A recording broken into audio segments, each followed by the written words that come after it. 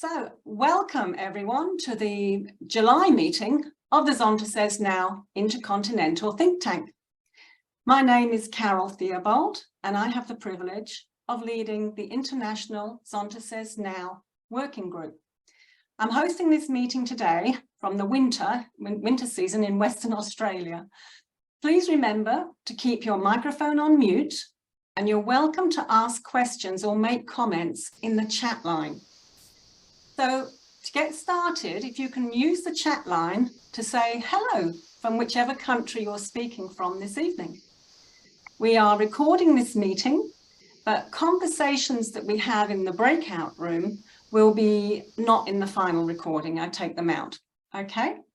I just want to double check to make sure that our meeting is being recorded. Yes, it is. That's good. Okay.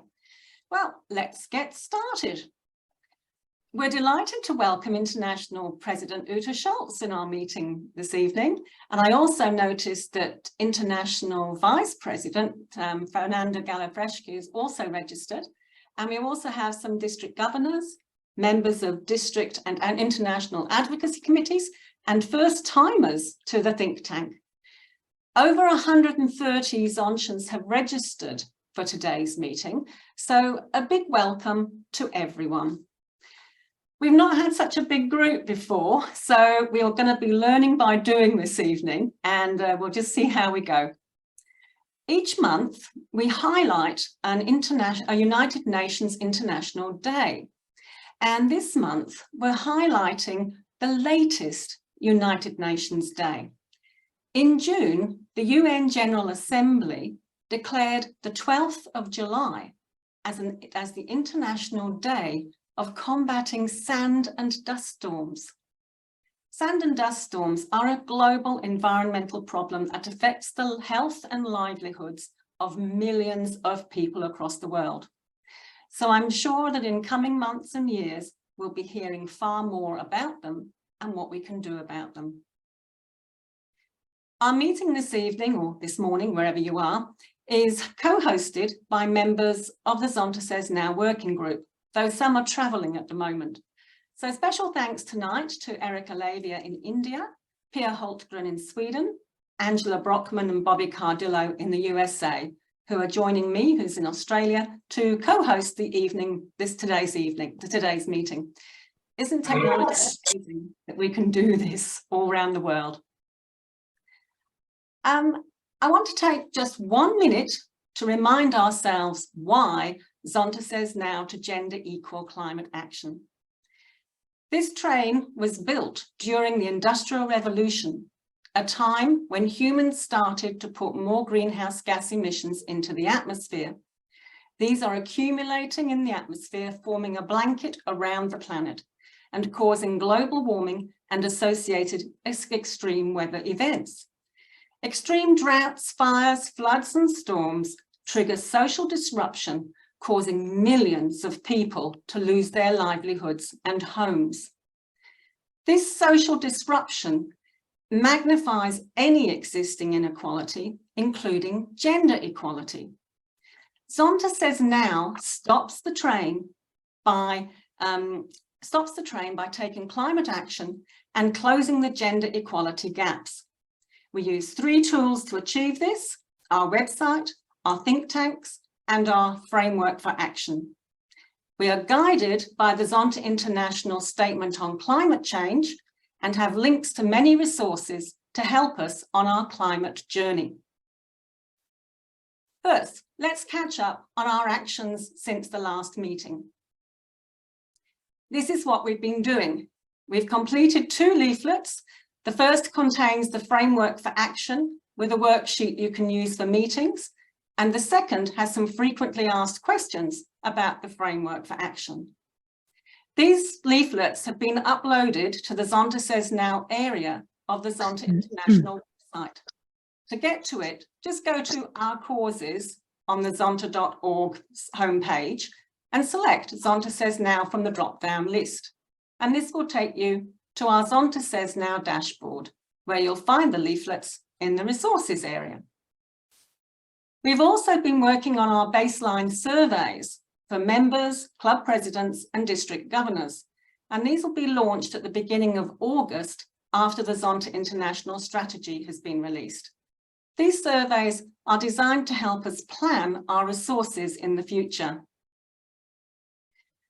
I also want to thank Mita Mitra in Germany and Christine Trenorden in Australia for reviewing the pages and pages of comments we had collated from the frameworks for action that were provided by members of the think tank and from discussions during meetings. We have now consolidated the information into some action guides that focus on particular recommendations in the Zonta International Statement on Climate Change. We'll circulate these drafts soon. So I'm going to hand you over to Pia Hultgren from Sweden to introduce our first speaker. Over to you, Pia. Thanks, Carol. It gives me a great pleasure to introduce Marie Delos Santos, who is the president of the Zonta Club of Makati Central Business District in District 17. Makati is a part of the metropolitan area of the Philippines' capital city, Manila. Marie is a marketing director and events professional with a strong background in sales. She has also created TV shows and short films and been involved with film festivals. Today, Marie is joined by Maria Rosa Bing Carrion. Bing is the chairperson and senior advisor on government and public-private linkage for the Climate Change Commission. She was the District 17 Area 5 Director in 2014 to 16. Bing is also the author of 45 coffee table books found in select libraries around the world. Please use the chat line if you have any questions. So, Right. Yeah, the word is yours. Hi, good evening, everyone. Thank you very much for the opportunity of sharing a little something about our country and what's happening in the Philippines right now. The global and local climate is changing. Current climate trend shows that the Philippines, like the rest of the world, has exhibited increasing temperatures with observed mean temperature increase of 0.64 degrees or an average of 0.01 degrees Celsius per year, increase from 1951 to 2010. Marie, In the last I just want to double check that you can see the slides. Can you see the slides? Yeah. Good. Yes. I'm just making sure. Thank you. Yeah. In the last 59 years, maximum daytime and minimum nighttime temperatures are also seen to have increased by 0.36 degree and 0.1 Celsius, respectively. Moreover, the analysis on tropical cyclone passage over Luzon, Visayas, and Mindanao using a 30-year running mean shows that there has been a slight increase in the number of cyclones in the Visayas during the 1971 to 2000 period as compared with the 1951 to 1980 and 1960 to 1990 periods. Mean temperatures in all areas of the Philippines are expected to rise by 0.9 degrees Celsius to 1.1 degrees Celsius in 2020 and 1.8 degrees Celsius to 2.2 degrees Celsius in 2050. Increase in rainfall is also likely during the northeast monsoon months of December, January, and February, particularly in provinces, areas characterized by type 2 climate. There is, however, a generally decreasing trend in rainfall in Mindanao, especially by 2050. This is the map showing the projected seasonal temperature increase in degrees Celsius in the Philippines by 2020 and 2050. I would like to share the floor to my dear friend and my mentor, Maria Rosa Bing Carrion, Past Area Director. Bing, the floor is yours. Thank you very much. Hello, everyone. Good evening. Special regards to President Ute. So happy that you're here with us. I'm happy to share with you the legal mandate of climate change as explained by Republic Act 9729. It's also known as the Climate Change Act of 2009, which is anchored on the constitutional provision which states that it is the policy of the state to afford full protection and the advancement of the right of the people to a balanced and healthy ecology, to fulfill human needs while maintaining the quality of natural environment for future generations. Establishment of the Climate Change Commission, an independent and autonomous body that has the same status as that of a national government agency. The Climate Change Commission is under the office of the President of the Philippines and is the sole policy-making body of the government, which shall be tasked to coordinate, monitor, and evaluate the programs and action plans of the government relating to climate change pursuant to the provisions of this act. This is a timely period that we are sharing this with you because as Sontians, women are the most affected members of society because of the impact of climate change.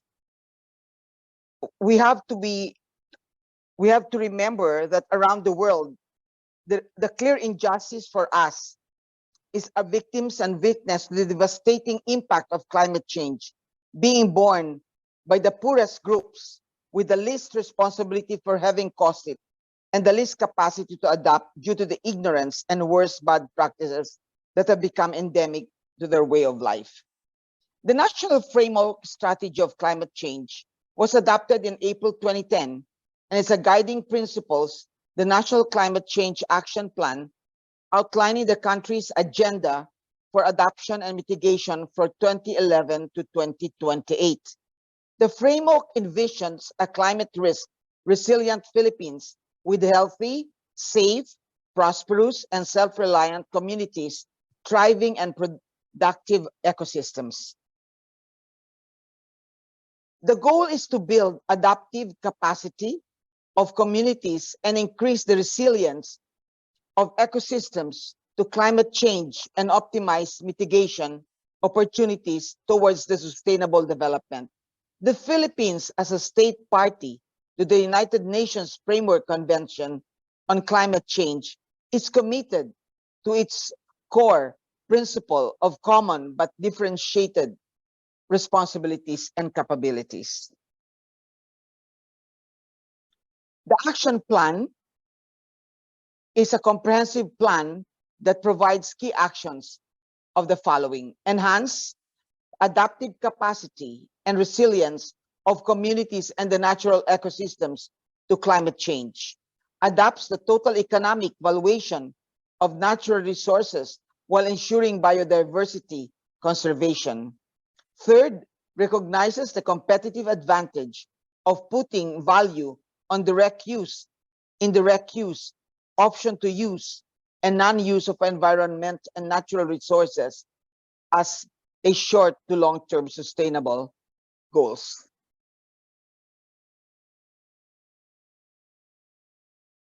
Consistent with the framework, the ultimate goal is to build the adaptive capacities of women and men in their communities, increase the resilience of vulnerable sectors and natural ecosystems to climate change, and optimize mitigation opportunities towards gender responsive and rights-based sustainable development.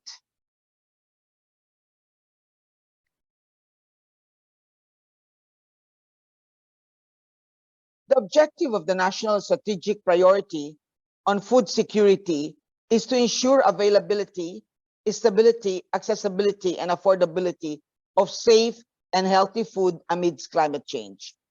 In light of climate change, however, a comprehensive review and subsequent restructuring of the entire water sector governance is required. It is important as well to assess the resilience of major water resources and infrastructures, manage supply and demand, manage water quality, and promote conservation. The ecological and environmental stability during the plan period is focused on achieving one immediate outcome: the protection and rehabilitation of critical ecosystems and the restoration of ecological services. In terms of human security, the objective is to reduce the risks of women and men to climate change and disasters. The climate-friendly industries and services and eco-jobs and sustainable consumption and production also focuses on the development of sustainable cities and municipalities. The sustainable energy, the priority is the promotion and expansion of energy efficiency and conservation, the development of sustainable and renewable energy, environmentally sustainable transport, and climate proofing and rehabilitation of energy systems infrastructure. And finally, the knowledge and capacity development.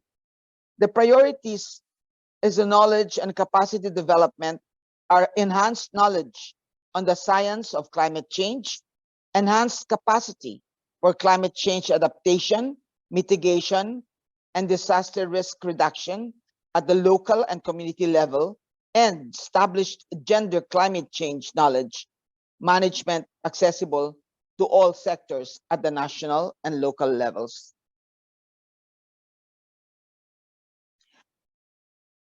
We have also shown here the geohazard mitigations involved with renewable energy from hydro, solar, and wind, and water security, enhancement of genetic resources,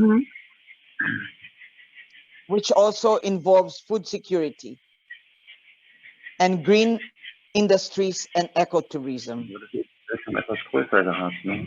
Please put your microphones on mute. Thank you. Also es haben alle anderen Funktionen. Okay. Next slide, Bing. Yes, please.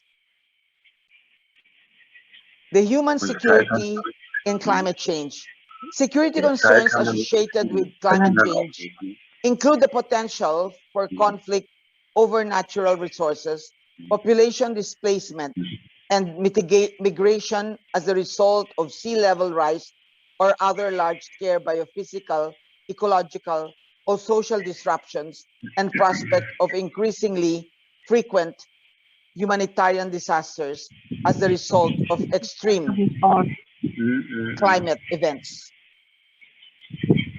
Can you please No, put that's your the internet. microphones on mute? With this, we Okay. show you the drawing on climate change adaptation, on the reduced vulnerability, direct connection with top-down national government connected with government policies, and bottom up from government down to community-based involvements. Na, Asiatin? And so this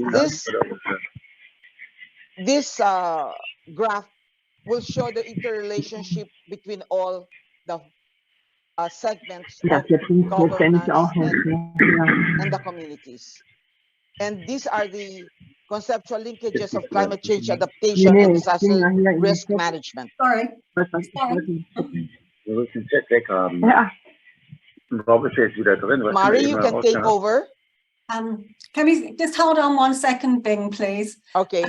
Pia, can you just look at the participants and see if you can mute everybody apart from Bing? That would appreciate. Thanks a lot, Pia. I will. Carry on, please, Bing. Okay. Can I have the next slide, please? Okay. Okay. Here we have the reduced risks of men and women and other vulnerable groups like children, the elderly, and persons with disability from climate change disasters. I won't go through it anymore, but we will provide you with this information, and you can access this from the files that Carol will provide you. And now I'd like to call on Mari de los Santos to discuss the current actions done by different organizations. Mari? Yeah, thank you, Bing. It's actually a very busy past year with District 17 of Area 5, especially with the Zonta Club of Metro Ortigas, headed by the president, the incumbent president, Ms. Lady Ann Valenton. This is one of the best projects that we have addressing climate change, entitled Be the Salt and Light of the Earth. She's giving away solar electrification, solar light to all the rural areas in our country. Here, these are, you can see the photos. You can browse the picture. Action photos. These are some of the beneficiaries of the solar lights. These are all in rural areas.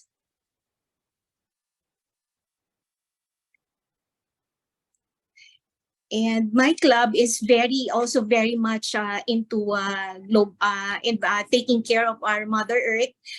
We've done several coastal cleanup. This is our club's activity project. It's a coastal cleanup drives. That's me in the photo. We were able to remove a lot of sack of like 10 sacks of dirt from the beach here in Manila. I am always working with the younger group with the Rotary Club of Manila Supreme 198, and also the different Z Club in our district. And of course, we don't stop from doing tree planting. Most of the Filipinos here are into urban gardening. And of course, we were also doing a lot of webinar to raise awareness on global warming. And we also educate the younger generation on going back to basic and taking care of the garbage segregation. There's a lot of webinars about tree planting, and also the recycling and waste segregation. We're very much into digital promotion right now. So most of the younger generation from District 17 Area 5 here in Manila, all the Zontians here from Luzon, Visayas, and Mindanao, they're very much into addressing the issue on global warming. So there's a lot of campaign about garbage segregation, especially the one with the one that we did with the Rotary Club of Dasmariñas, Cavite. It's called Project Mars: Make, Adopt, Recycle, and Save. Because the #1 problem in our country is, we have a lot of garbage here in our country. So there, we keep on posting a lot of images like the one that you can see on the screen. Being a responsible human being, we must segregate our waste and garbage into 3 garbage bins: wet, dry, and recyclable. So that's we're actually going back to basics. So being a responsible human being, we must turn off air conditioning units when the temperature is cold, just the usual things, as I've said, going back to basic. Okay, we start with the family, the student, the younger generation. Okay. There, so there you have it. Just to end, I would like to quote the message of Rodney Galicia. She's a Filipino environmentalist and human rights activist. The first step of being eco-friendly is the change of mindset. There is a need to recognize and admit that we are, our body, and all we have come from nature. Once we destroy the very source of our life and livelihood, we are killing ourselves. So thank you very much for listening. Thank you. Carol, I'd like to give a final word. Mhm. We just want to remind everyone that we need to challenge world leaders and decision makers from regional to local levels to redefine development, a kind of redevelopment that transcends traditional and economic benchmarks like GDP, the kind that values the social, cultural, and natural capital of countries, and the kind founded on sustainability and socio-economic progress, ecosystems protection, cultural resilience, and good governance. We can, all together, relieve, challenge, and strengthen the humanitarian spirit within us all that wants to change the world and make it a livable, environmentally sound, and better world to live in. While we are gifted with intelligence, innate goodness, practical knowledge, insight, and power of the human will, we have to work hard and be united to reverse the onslaught of life as we try to usher in the surge of forested mountains, verdant hills, clean air, clean rivers, gurgling brooks, powerful waterfalls, animals frolicking in the forest as the birds chirp in song and the fishes gracefully swim in the waters towards a safe future which we owe the next generations of our families. Let it be said that during our lifetime, we did our share, and maybe, just maybe, with prayers, hard work, political will, and focused determination, we will make a small difference. Thank you very much and good evening. Thank you. Thank you so much, Bing and Marie, for this super interesting and really inspiring speeches. And we have in the chat line no really questions, but we have a comment that there were very attractive images from Mita in Dresden. With no question in the chat line, I think it's time to hand over to Angela Brookman from the USA to introduce Errick Elavia from India. Please, Angela. Good morning, all. Thank you, Pia. And it gives me a great pleasure to introduce Errick Elavia, who is a member of the Zonta Says Now working group, also is the Zonta International Committee Chair on Greater Diversity of 2022 to 2024, and Chair of the Nominating Committee for District 25. Errick is the immediate past District 25 governor. He is a role model in the district for the He for She movement. He was the first male district governor in Zonta's international history and believes that men should walk alongside women on the journey towards gender equality. Errick is the principal of a co-educational school in Mumbai that caters to students from all the stratas of society. He is an exceptional leader and recognized as one of India's 50 most influential school principals. He sees the importance of educating girls and cultivating respect for girls and women and boys. Living in a high-risk region of extreme weather events, Errick promotes environmental consciousness among his students and Zonta clubs of District 25, which include India, Bangladesh, Nepal, and Sri Lanka. Errick has attended Zonta International Conventions in Toronto, Ontario, Nice, Yokohama, and Hamburg, and conducts tours to Europe and Australia, New Zealand during summer vacations. It's over to you, Errick. Thank you very much. A warm welcome and a hello to everyone. President Ute and all the dignitaries of Zonta International, a warm welcome to you all and my fellow Zontians. My topic for today is climate change, and its impact on women. Next, please. I need you all to see this video before I begin my presentation. Cyclone Biparjoy, threatening to live up to its name. Meaning disaster in Bengali, the storm has brought heavy rains and wind in the coastal villages of Gujarat. Mandvi is on the shoreline and preparing for the worst. Ishad is 3 days old, and this high school classroom has been his first home. A makeshift shelter in Pipri village is holding around 300 people now. Helpless in the face of nature's fury, Ishad and his family have no choice but to wait it out. I'm worried, his mother Shehnaz tells me. Handling this situation with a baby makes it more difficult. I'm concerned about him and worried that if my home is affected, what will I do then? In the village of Nalia, 13 kilometers away from where the cyclone is expected to hit, this family, among hundreds of others, has to leave. They don't know when they will come back.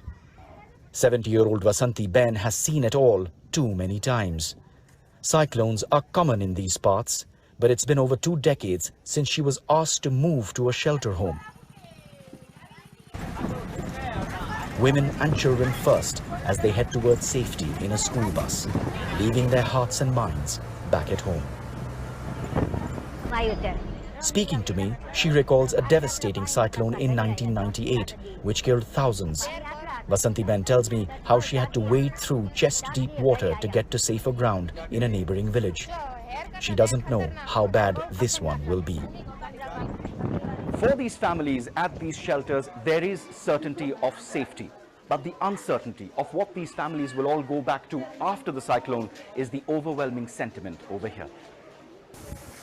Nearly 70,000 people have been evacuated ahead of landfall, and we are told relief teams are in readiness. In Indian Prime Minister Narendra Modi's home state, a lot is at stake. Arunoday Mukherjee, BBC News, Mandvi, Gujarat. Yes, thank you. So this video basically highlights that women are more vulnerable to climate change and its effects. India holds the key to hitting global climate change, and here's why. Energy needs are growing, energy access improved, opportunity for zero carbon future, low and no emission technologies, replicate models in other economies and benefit billions of people. India, next please. India, the migration from climate change is getting worse. Extreme weather events trigger climate-induced migration in India. Heat waves, floods, cyclones, rising sea level. Example, in 2019, we had the cyclone Bulbul in the Sundarbans, formed in the Bay of Bengal. Hundreds of families migrated from the village to safer areas. If you can see the map over there, on the east side of our country, very close between India and Bangladesh, we have towards the Ganges Delta, the Sundarbans. The Sundarbans basically is a cluster of 104 low-lying islands in the Bay of Bengal, spread across India and Bangladesh, famous for its unique mangrove forests. Next, please. Climate change have literally forced men and women to move on. Coastal erosion and rising sea levels are gradually eating away at the land in the Sundarbans. Many villagers are forced to migrate to cities like Kolkata because the fertile land is turning salty, saline, with an increasing number of storms and floods. Over 25% of the principal earners of individual families migrated temporarily searching for work. Main facts I would like to share with you all. Next, please. India is a developing country facing major challenges. World's most populous country. More development needed to improve well-being of its people. More energy is needed to increase development. And impacts on climate change. Currently, low per capita greenhouse gas emissions need to substantially increase per capita energy consumption. Further, determine that per capita greenhouse gas emissions will not exceed that of developed countries while pursuing its developmental goals. Climate changes in India. If you see the map of India to the right, you'll be able to see that right from the northern part coming to the west, to the east, to the south, it's cooling, less rain, warm. So there is a complete difference in the variety of climate change and the variety of weather predictions all over India that's set up. Increase in surface temperature, 0.4 degrees Celsius over the past century. Warming trend, West Coast, Central India, Interior Peninsula, and Northeastern India have really become very warm. Northwest India and parts of South India have started having cooling trends. Monsoon variations. If you have known since the past couple of days, the northern part of India has been devastated by monsoons. More than thousands have lost their lives, livelihood, and belongings. Regional monsoon variations. Increased monsoon seasonal rainfall along the west coast, the northern Andhra Pradesh and northwestern India. Decreased monsoon seasonal rainfall over eastern part of central India, northern eastern India, and parts of Gujarat and Kerala in the south. Trends. Because of climate change, we have more frequent droughts, followed by less severe droughts, more frequent heavy rain events, decrease in frequency of moderate events over central India right from 1951 to 2000. North Indian Ocean, the sea level in the oceans have risen between 1.06 to 1.75 mm per year over the last 40 years. If you can see over there, Nandini Chauhan, a 16-year-old child, paints the roof of her family's home with reflecting paint to keep the house warm, to keep the house cool. And below, the glaciers in the Western Himalayas are melting, raising the sea level and causing more floods, especially in the north. And many glaciers are now receding. Here we have the statistics. 90% of India is under extreme heat danger zone. And this year, from the month of April to the month of June, India was reeling under severe heat wave. Temperatures was round about more than 50 degrees, between 35 to 50 degrees Celsius, especially in the north, where you had people who lost their lives, and there were great problems faced all over the country. Next, please. Would you like the video to be played now, Errick? Okay, yes, please. You can play that video, Carol. Killer heat waves are putting India's economy and development goals at risk. This according to a study conducted by scholars at Cambridge University. It said 90% of India's total area now lies in extreme heat danger zones, and that the entire region of the national capital, New Delhi, lies in the danger zone. The study says heat waves are putting unprecedented burden on India's agriculture, economy, and public health. It also said that climate change is undermining the country's long-term efforts to reduce poverty, inequality, and illness. The study's leader, Ramit Devnath, while speaking to the media, said that although India had done quite a bit in terms of heat mitigation, it is still not fully prepared. He did say that India now recognizes heat waves, its danger relief package, but there is a need to optimize the pace of these plans. The study further says that the heat waves were weakening India's efforts to also meet its social development goals as well. It said that extreme heat could ultimately lead to a 15% decline in outdoor working capacity, and also said that the heat waves could affect the quality of life for up to 480 million people and cost 2.8% of the GDP by 2050.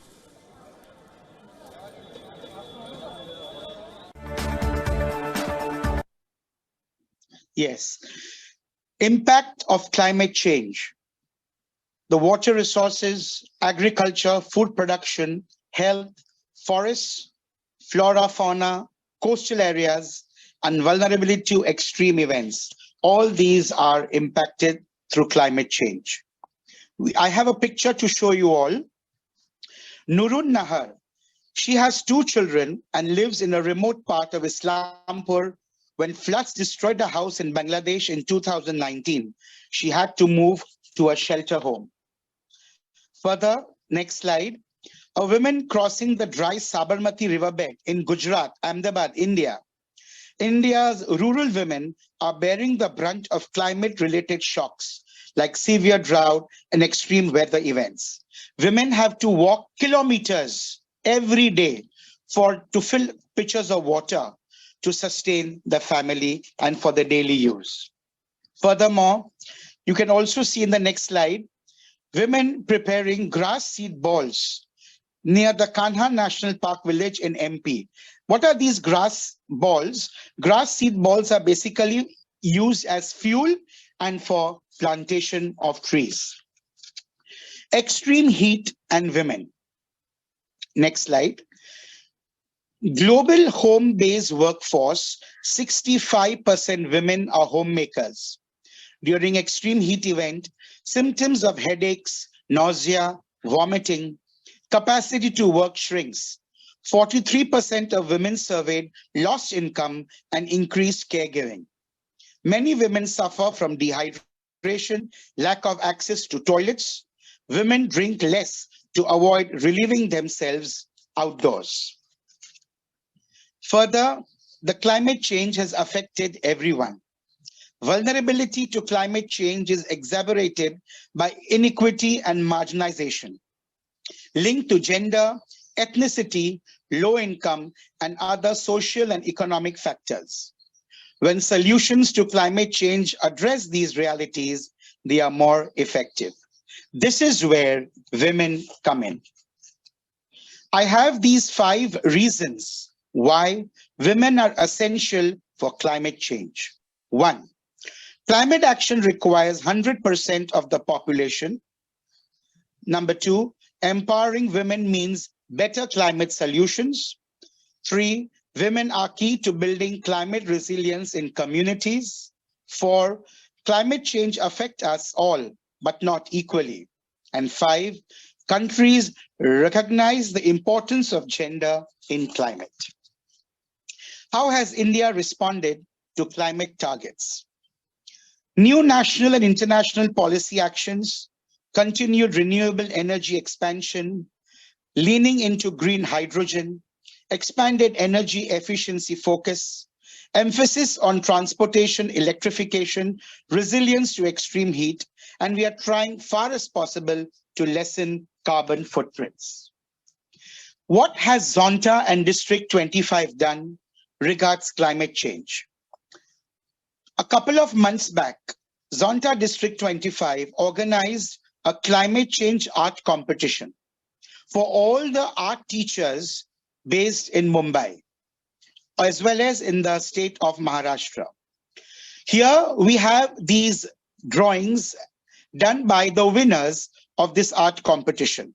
If you can see the first picture, that's Mother India, and the way she looks at the mayhem that nature has caused. The second one, you have the second picture was the second prize this picture received. One part, you have the green India, and the other, the pollution and the economic devastation that's been. So here you have the second prize winner. The third one, please. Here you have a person in meditation where you have all the religions where they want to have one single unity, where people from all the countries should take climate action quite seriously before further devastation takes place. Next picture, please. And here we have this program. We have this program where all of us awarded the best pictures, the best prizes to the best 3 drawings. We are given them a trophy and a cash prize. And we made District 25 has done a lot to create more awareness regards climate change. Thank you very much. Thanks, Errick. Thank you, Errick. That was very insightful. Thank you. So now we're getting ready to think about what we have heard and how it relates to us and what our thoughts are. So we are going to break out into small groups, and feel free to use the chat line as you post questions. But one of the things we want to ask everyone in the chat line to do is post one of your favorite memories. What is a memory that affects you, that brings you to that happy place in your life? So, Carol, are you ready to put us into our groups, please? Just making sure we're spread out. Yeah. Okay, you'll be going into your room. So, and also think about one thing you remember from today's presentations. Okay. Oops. Welcome back, everyone. I hope you had very insightful discussions in your breakout groups. So let's hear from some of the other groups. I'll start with the group I had. We had Australia, France, and Germany in ours. And one of the final questions is the struggle of having Zontans understand the disconnect between climate change and gender inequality. And we just shared that, you know, that is a reality that we're seeing around the globe. And that's why we're doing these, to help bring that awareness for folks. The other comment was that they were glad that they didn't live in some of the areas to have to contend with the weather disasters that the Philippines and India are coping with. And just how aware and how interesting it is that we are not necessarily subjected to some of this extreme weather. So, Pia, what about your group? What did you hear? Hello. Yeah, we were only two. It was me and Bing, the speaker. We had two more, but they were unmuted. So, but we had a great discussion, Bing and I, and yeah, I'm so impressed what's going on the Philippines, how they work, and they have a really good impact on the government from the human organization and the women organizations, especially, and Bing work a lot together with Rotary and other organizations to affect the government, and it's a lot of good work going on there. So it's very inspiring. And I shared a bit about our high.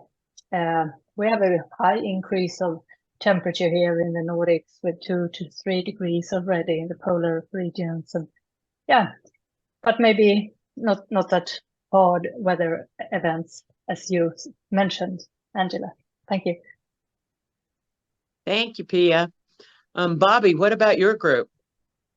Oh, my group was great. We had representatives from Italy and US, and Suzanne, I'm not sure what country you were from, but at any rate, we discussed both of the countries' presentations, and I think we're taken by the impact of rubbish and garbage building up in some of these countries that, you know, the government may not have laws that impact how to sustainably get rid of it or deal with it, and that is becoming more and more of an issue.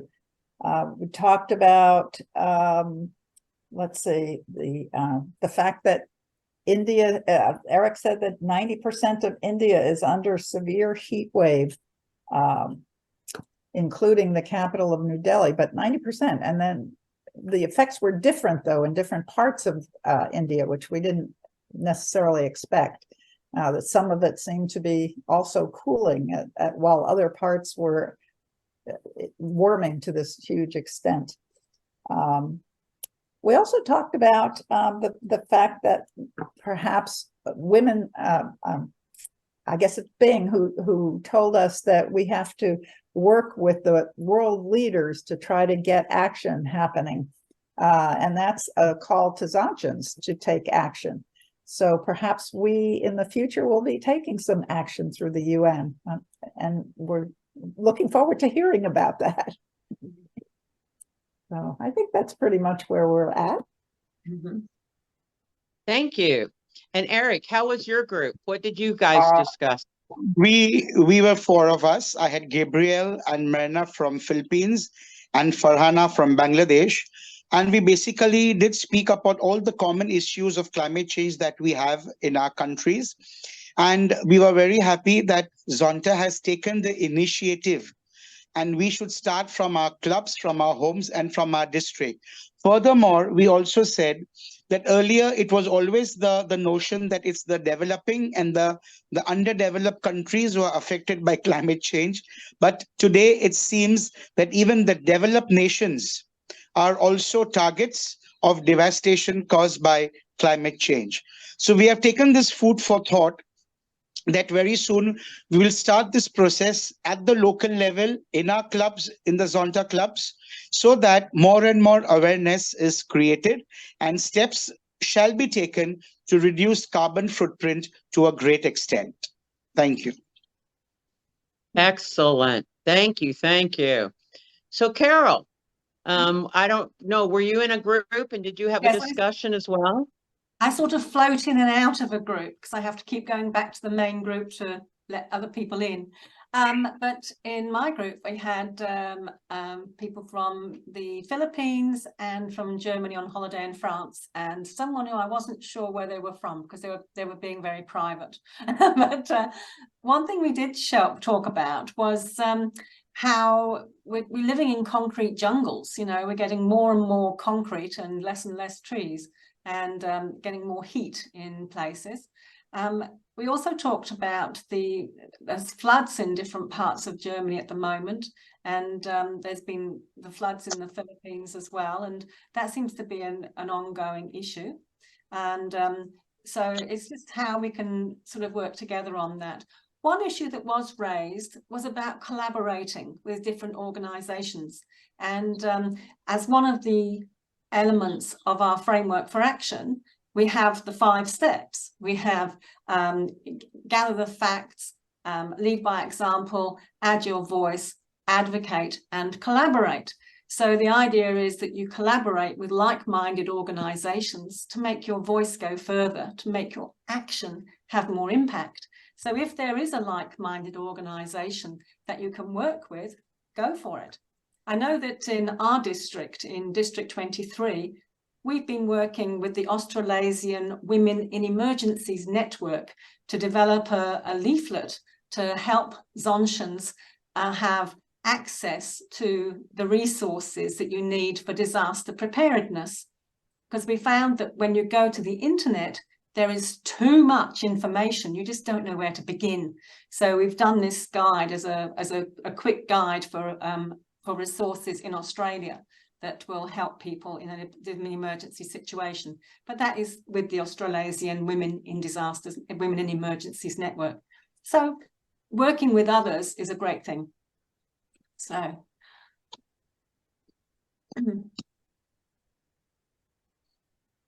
So thank you, Carol. And now I'm going to turn it back to you for our wrap up. Okay, that's fine. I think I'm on share screen. Right, well, today I wanted to try and keep as much time in the meeting rooms as possible so that people would have a chance to talk to each other and to meet each other. So usually at this time I would bring up a number of events that are happening internationally and different concerns that are happening. So I removed them all today to give us more time in the rooms. So but our speakers were to time, so it all worked out quite well.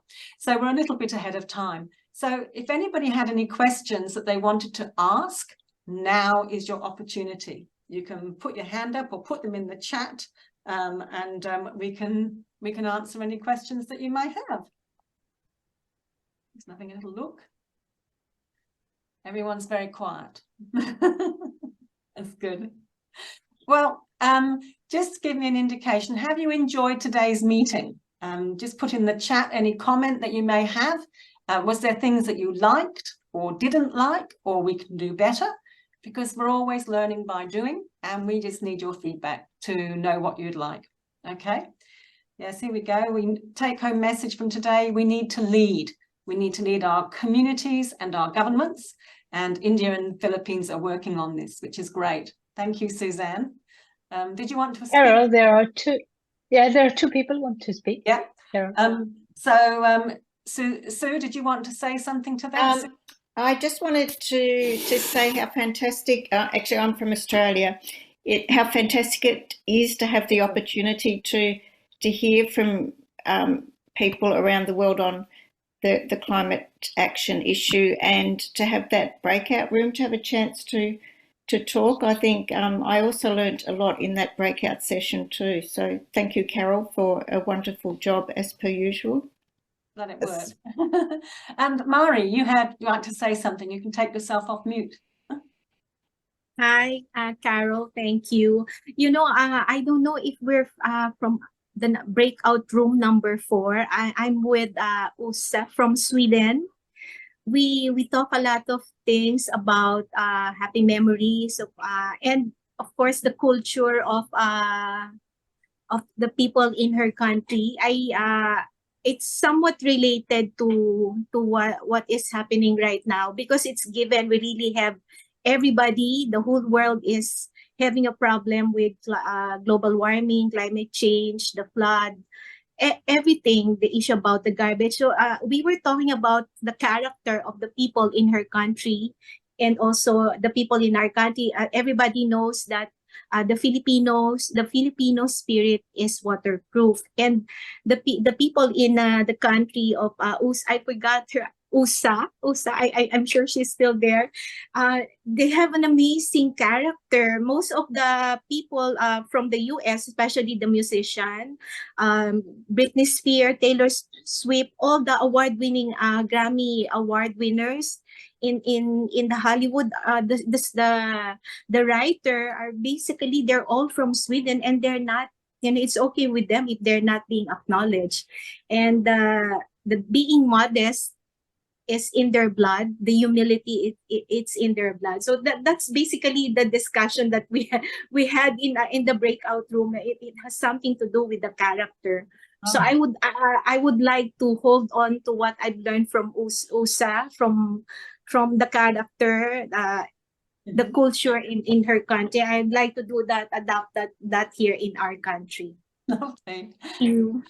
And we also have Farhana's got her hand up as well. Farhana? Yes, thank you. First of all, thank you so much for arranging such effective meetings, because climate change is something very new for all of us. So if you have often meetings like that, we can actually discuss what we are doing in the club levels. And today in the breakout room, exactly we did the same. We hear each other's experiences and what actions we are taking. And in my club, I'm also doing with my other club members, and it actually gives me an immense pleasure to know what I'm doing. It is actually aligned with the Zonta mission, and all other Zontians around the world, they are actually doing the same thing in their way. So it was a great experience for me, and I would like to attend more meetings like that. Thank you so much. That's great. Thank you for the feedback, Farhana. At the moment, we have the Intercontinental think tank meetings are held every month, and but we also have different districts and caucuses also have think tank meetings. So Bobby and Angela, you're with the USA caucus. Would you like to tell people about your think tanks? Angela, let me start and then I'll turn it to you. I just want to say we were so taken with Carol's idea of the think tank when we first heard the presentation from the international webinar a year and a half ago, I guess, that we started our own USA one, and we have done a number of sessions on things like water in the US, what the issues are, and then on food insecurity. And Angela, I turn it over to you now. Oh, thank you, Bobby. Yes, we in the U.S. are struggling with how we help our Zonta clubs, one, accept that climate change is a reality, and two, what they can do about it. So we've done a think tank on, what Zonta got to do with it. How does climate change intersect violence against women, and help drawing the parallels so that our club members who are still struggling with the connection can start to appreciate that it is live, it is very much here, and it is becoming destructive, but also to give them tools to deal with the anxiety of climate change, because it's one thing to address the issues, but we need to make sure that we take care and support each other and give refuge to what we can do about it. I really liked the Philippines and their Mars program, how we engage with what's going on. We did a 4.5-hour presentation at North America Interdistrict meeting that was held just a couple of weeks ago in Indianapolis. And it's the opportunity to reflect on what happens across large global footprints. When you've got, like Errick showed, the different aspects of what's happening within their continent. We experience that as well here, and it's real easy to get focused on your area and forget what is around the curve from us in areas parallel or perpendicular to where we live. So we will continue to emulate what Carol has set for us with think tanks, and how we continue to bring the topics to the clubs and have our PowerPoint presentations available for club use as they too continue in the clubs in the areas to engage our Zontians in this topic. Carol? Well, that's great. Pia, did you want to mention what you've been doing in Sweden? Thank you, Carol. Yeah, we just started a climate committee under our governor. She wanted us to start it, and yeah, we work with our website, and we have the inspiration meeting like this one on the webinar. So we had you as a speaker, and that was so inspiring for everybody. And yeah, I can see this is growing organically here as well. And for this autumn, we plan 2 meetings on the internet like this, and with good speakers. One with about farming and forestry and the food connection, and the other one we will have Johan Rockström, who is a famous one of the 100 best known speakers in the world. So he's Rockström's my hero. Yeah, so he will come to our November meeting, so that would be good. Fantastic. So it's growing, and we try to inspire clubs here as well. But we're starting. Yeah. Well, thanks ever so much for sharing that. And we'll just to finish off today, I just always like to remind everybody that please consider donating to the foundation and to the endowment fund whenever you can. You can donate to celebrate birthdays. You can donate to celebrate anniversaries, club membership anniversaries, or just simply thinking of you days. So nothing better than to get an email to say that someone's made a donation on your behalf to the foundation when you least expect it. So always remember that, because it's through the foundation that we can actually get far more traction around the world in this space. So finally, our next meeting will be on Sunday, the 20th of August. Note the time, it moves 6 hours difference, 6 p.m. to 7:30 UTC. So put the date in your calendars now.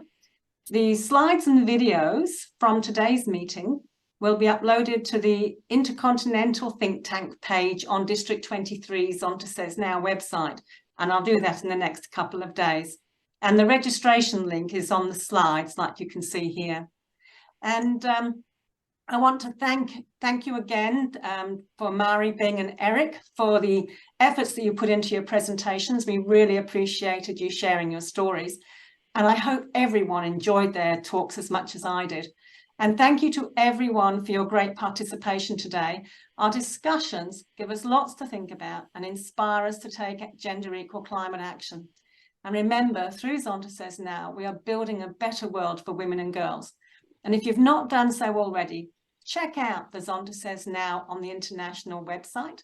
And we also store our meeting papers and draft documents on the Intercontinental Think Tank working page that we host on the zontasaysnow.org.au site. And if you have any questions after the meeting, please email me at info@zontasaysnow.org.au. So until next month, keep breathing, keep smiling, and have fun. Bye for now. Bye-bye. Bye-bye. Bye. Bye. Bye. Thank you. Bye.